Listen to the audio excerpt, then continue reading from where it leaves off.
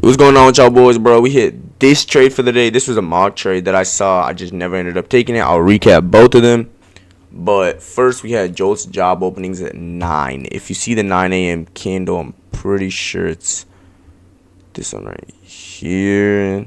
As you could see, it wasn't much. There wasn't much reaction or whatever off of the news event. It was just a normal candle.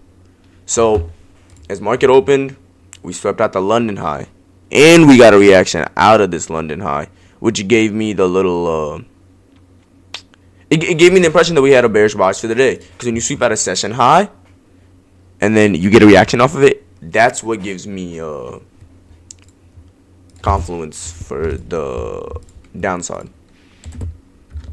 And right here, so this was the initial trade setup that I was gonna take. So we swept out the London high. We invalidated this 5-minute bullish for value gap. I was going to take it right here off of this candle closure, put it above this bearish for value gap, run it down to the 1 hour low. But I just didn't end up doing that because I wanted to see price come up, fill in this for value gap, and get a reaction. But since it was like a small tick trade, like this is 148 ticks, this is 69 ticks, right? So, you know what I mean?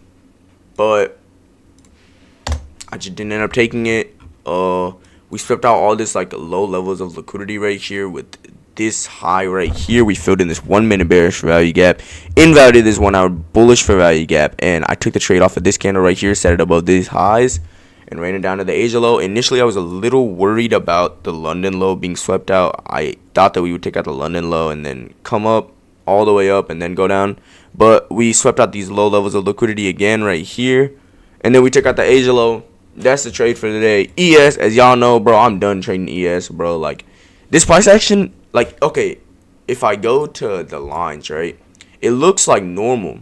But if you look at NQ's lines, there's actual bigger moves. And another thing with ES is every candle is, like, next to each other.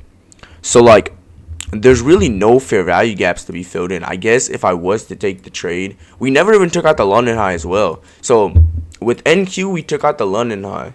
With ES, we never took out the London high. And I want to see if we have an SMT. 831, 839. Yeah, as you could see, boom, right?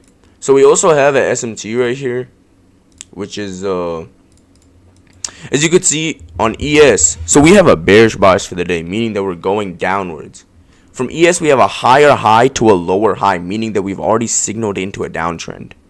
NQ, we haven't signaled into that downtrend yet. We have a higher high, then another higher high, right? Or we have a lower high, then a higher high. So NQ hasn't started the downtrend yet, which means it's a lagging index, which means I would rather take a trade on NQ. And the price action, the setups, the entries are all better on NQ. Again, I will be trading tomorrow. Yeah, probably I will be trading tomorrow because we don't really have any high impact news until 1. Unless non-farm employment change affects the market. I'll probably be waiting for home sales as well. But appreciate y'all, man. Y'all have a good one.